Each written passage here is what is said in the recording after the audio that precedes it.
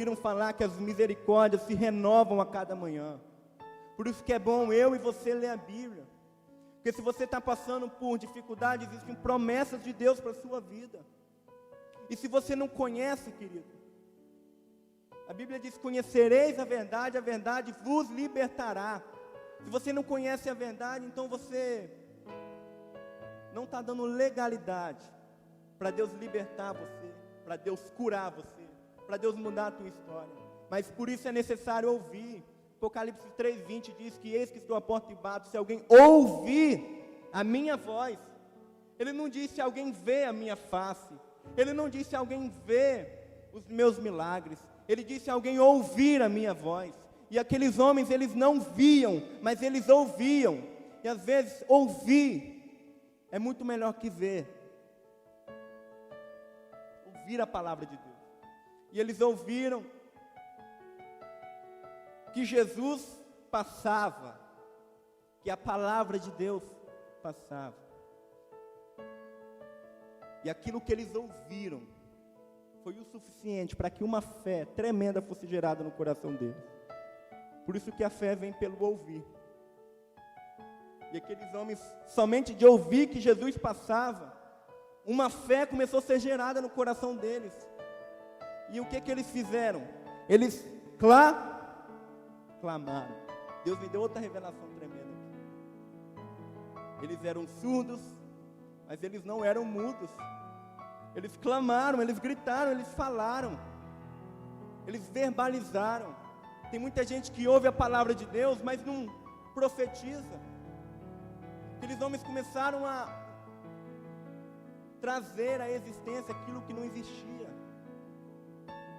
Eles ouviram, mas eles não se contentaram somente em guardar aquilo. Eles começaram a gritar, eles começaram a clamar: Jesus, filho de Davi, tem misericórdia de mim.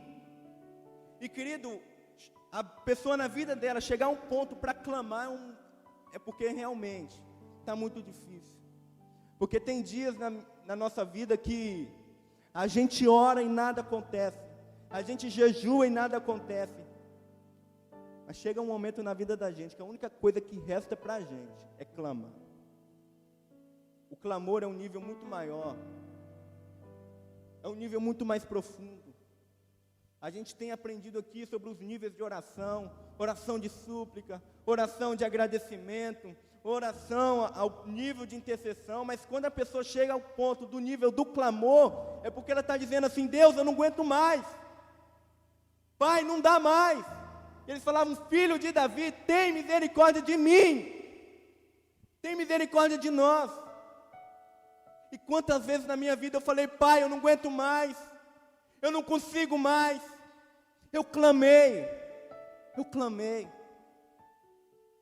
Foi a única forma que eu conseguia. Ultimamente eu tenho vivido um tempo difícil da minha vida. A igreja tem acompanhado. E a única coisa que resta, querida, é o clamor. Tem uma música que eu acho tremenda, que é aquela Espírito Santo. E diz assim: Espírito Santo, ore por mim. Peça para Deus tudo aquilo que eu preciso. Eu não lembro mais muito bem da música, mas tem uma parte que diz assim, que a pessoa já não consegue mais orar. Ora por mim, Espírito Santo de Deus, que eu não consigo mais orar. E esses dias eu estava lá em casa e falei: Pai, eu já não sei mais o que orar, eu já não sei mais o que fazer, eu já não sei mais, ó Deus, o que buscar, porque eu tenho tentado fazer de tudo e nada adianta. Mas chega um momento na vida da gente que a única coisa que resta é clamar. É clamar. Clamar ao Deus de Israel. A gente tem que clamar. Talvez você está vivendo hoje o nível do clamor na sua vida. Talvez você está orando, está jejuando, nada está acontecendo, mas eu queria convidar você nessa noite, clamar a Deus. Nessa 7ª quinta-feira, vem para cá, clame a Deus. E esses homens, eles clamaram.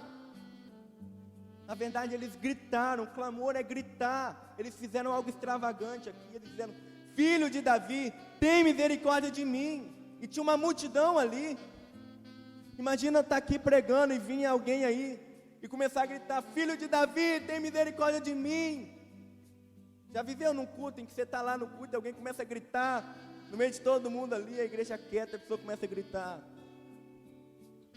É diferente, às vezes até incomoda a gente. E aqueles homens também começaram a gritar, começaram a clamar e incomodaram também aqueles que estavam ao redor. E a multidão começou a fazer o quê? Repreender. A Bíblia diz ali que quanto mais eles clamavam, mais a multidão os repreendia. Quanto mais eles choravam, mais empecilho vinha na frente deles. Pensa um cego sendo repreendido por uma multidão. A pessoa já não consegue ver. Sabe o que é um cego? Alguém pode dizer o que é um cego? Cego é aquele que não consegue ver, não consegue enxergar, que não tem visão. Tem muita gente também na igreja assim, que não enxerga. A Bíblia diz que existem aqueles que vendo, mas não veem. Ouvem, têm ouvidos, mas não ouvem. Têm olhos, mas não veem. E esses homens aqui, eles eram cegos, eles não viam.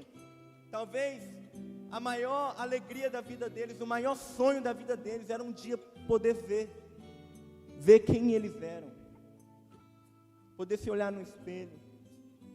Eu, graças a Deus, quando eu me olho no espelho, eu fico feliz. Como Deus foi bom comigo. Graças a Deus. Mas existem aqueles que não conseguem ver. O que eu quero ver é a glória de Deus na minha vida. Quando eu olho para mim, eu vejo Deus na minha vida. Por isso que eu fico feliz. Porque eu sei que Deus está em mim. Mas tem gente que não consegue ver nada. E esses homens eram cegos e eles não conseguiam ver, e a multidão repreendendo. Imagina aquele cego, filho de Davi, chegando ali em alguém: eu não sou o filho de Davi não, sai para lá, tem misericórdia de mim. E a multidão, quanto mais eles clamavam, mais eles repreendiam. Mais a multidão repreendia. Quanto mais a gente clama, quanto mais a gente busca. Já aconteceu assim, mais problema aparece? Já aconteceu na vida de alguém? Você está ali, você busca Deus, quanto mais você está ali, mais problema aparece. Vai entender essas coisas de Deus. Quanto mais repreendiam eles, filho de Davi, tem misericórdia de mim. Eles gritaram no meio da multidão, isso foi algo extravagante. Eles fizeram ali o que ninguém estava fazendo. Por isso que eles receberam ali o que ninguém recebeu. A gente aprende aqui na igreja, se você quer receber de Deus aquilo que você nunca recebeu, faça para Ele aquilo que você nunca fez. Faça um clamor nessa noite. Faz um desafio de vir aqui 7 quinta-feira, mas não para buscar somente os milagres, mas sim o Deus do milagre. Vem aqui, grita aqui: filho de Davi, tem misericórdia de mim. Se veio na primeira quinta-feira não aconteceu nada, vem na outra, clama. Se você chegar na segunda-feira e as multidões de problemas, de pecados, de situações difíceis continuar te repreendendo, filho, não desista de clamar não, vem na outra quinta, continua clamando. Se não deu na quinta, vem no domingo. Se não deu no domingo, vai na célula. Se não deu na célula, vai para o seu quarto, clama a Deus. Clama, grita: filho de Davi, tem misericórdia de mim. E esses homens começaram a clamar, incomodando a todo mundo ali. Mas Jesus estava ali. Às vezes a gente busca aqui, a gente vê que ninguém está vendo nada, mas Jesus está vendo. A multidão estava repreendendo, mas Jesus estava ligado, estava de olho. Jesus podia ter atendido ali a solução deles na primeira vez que eles clamaram. Mas Jesus queria ver a fé na vida deles. Fé é não desistir. Fé é você permanecer. Esses dias o pastor falou um tempo atrás que fé é você fazer o que Jesus fez. Jesus não desistia fácil. Ele prevalecia. Nós temos também que prevalecer. Ver situação difícil, continua clamando, não desiste não. Aqueles homens, eles eram realmente cegos, mas eles estavam cegos ali para aquela multidão. E às vezes ser cego é bom, porque tem muita gente vendo aquilo que não precisa ver, fica vendo a circunstância, fica vendo a situação difícil, mas aqueles homens ali, eles não estavam vendo ali aquilo que a multidão estava fazendo, eles queriam ver Jesus mesmo sem ver. Isso é fé. Fé é você alcançar aquilo que os olhos não podem ver. A Bíblia diz aquilo, 2 Coríntios 2,9, aquilo que o olho não viu, o ouvido não ouviu, jamais subiu ao coração do homem, é o que Deus preparou para aqueles que o amam. E se você ama a Deus, querido, Deus tem preparado grandes coisas para você. Mas às vezes é bom a gente ficar cego, a gente não olhar para os problemas, a gente não olhar para a dificuldade, a gente não olhar para a provação, e a gente mesmo sem ver nada, conseguir olhar para Deus, crer em Deus. Eles clamaram dizendo: Filho de Davi, tem misericórdia de mim. As multidões repreendiam para que se calassem. Eles, porém, cada vez clamavam mais, dizendo: Filho de Davi, tem misericórdia de mim. E Jesus, parou tudo ali, chamou: O que queres que vos faça? Agora pensa bem, que doideira, que loucura Jesus falar isso para um cego. Imagina estar um paralítico aqui e você perguntar para ele: O que você quer que eu faça para você? Imagina um mudo aqui, ele vinha aqui pedir uma oração: O que você quer que eu ore por você? Está na cara que aqueles homens precisavam ser curados na visão, mas Jesus queria que eles tomassem atitude de querer o milagre. Porque tem gente que tem medo de dizer para Deus, tem gente que tem medo de falar para Deus, tem gente que tem medo de pedir a Deus. Minha vida está nas mãos de Deus, o que Ele quiser me dar, para mim está bom. Deus conhece as minhas necessidades. Querido, Deus pergunta: O que queres que vos faça? O que você quer? Se Deus perguntar para você hoje: O que quer que vos faça? O que você ia responder? Fala para Deus, querido. Tem momentos na minha vida que o único que eu tenho que olhar é para Ele. Eu chego para Ele: Pai. Eu chamo Deus de Pai. Porque a Bíblia diz que quem é o pai, que quando o filho pede pão, ele lhe dá pedras. Quem é o pai, quando o filho pede peixes, ele lhe dá cobras. Se os homens, sendo assim, sendo maus, dão coisas boas aos filhos, quanto mais o Deus que é Pai. Por isso que eu chamo Ele de Pai. Não porque Ele tem coisas boas para me dar, mas é porque eu quero ter essa alegria de poder viver para Ele, de servir a Ele. Amém? O que queres que vos faça? Jesus te pergunta hoje. Pensem no seu coração. O que você quer de Deus hoje? Se Deus perguntar para você: O que você quer que eu faça na sua vida? Nessas 7 quinta-feiras, o que você quer que eu faça na sua vida, na sua família? E disseram-lhe eles: Senhor, que os nossos olhos sejam abertos. Senhor, eu quero ver. Senhor, abre os meus olhos. Deixa eu poder olhar no espelho e poder ver quem eu sou. Deixa eu ver a minha identidade. Deixa eu olhar para o meu pai. Deixa eu olhar para a minha mãe. Deixa eu olhar nas coisas boas da vida. A única coisa que estavam sobre aqueles homens era a escuridão. Eles não conseguiam enxergar a luz. Eles viviam presos na escuridão. E um dia eles enxergaram a luz quando Jesus tocou. Talvez você está aqui, você está vivendo na escuridão.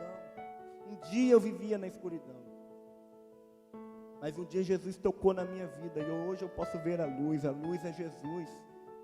A luz é o Espírito Santo de Deus brilhando na minha vida. Isso é ver a luz. Isso é poder os meus olhos serem abertos. Um dia os meus olhos foram abertos para mim ver que as festas que eu ia não era legal, não agradava o coração de Deus. que as coisas que eu fazia não agradavam o coração de Deus. Deus abriu os meus olhos, eu pude ver algo diferente. Que hoje, nessa noite, você entenda isso, cara. Peça para Deus abrir os seus olhos. Peça para Deus te dar uma visão, poder botar um foco na sua vida. Aqueles homens viviam presos na escuridão, mas um dia Jesus tocou na vida deles. Está escrito aqui, ó. Então Jesus, movido de íntima compaixão, tocou-lhe nos olhos, e logo viram, e eles o seguiram. Querido, com socos, com pontapés, Satanás te derruba, mas com apenas um toque, Deus muda a tua vida. Com apenas um toque, querido, não precisa de mais nada, com apenas um toque, Deus restaura a tua vida. Eu queria que o Ministério de Louvor viesse aqui para frente. Eu queria que você pudesse clamar a Deus nessa noite. Você pudesse clamar pela sua família. Você pudesse clamar pela sua célula. Talvez você está como eles, você está cego, você não consegue ver as bênçãos de Deus agindo na sua vida. Pede Ele para abrir os seus olhos. Quando você não vê nada, querido, olhe para isso aqui, ó. Olha para a palavra de Deus. Enxergue o brilho de Jesus. Deixa Deus tocar a tua vida. A maior alegria da minha vida foi um dia receber um toque de Jesus. Foi um dia poder entender que eu posso viver para Ele. Aqueles homens chegaram diante de Jesus humilhados. Eles se apresentaram diante de Jesus destruídos, sem sonhos.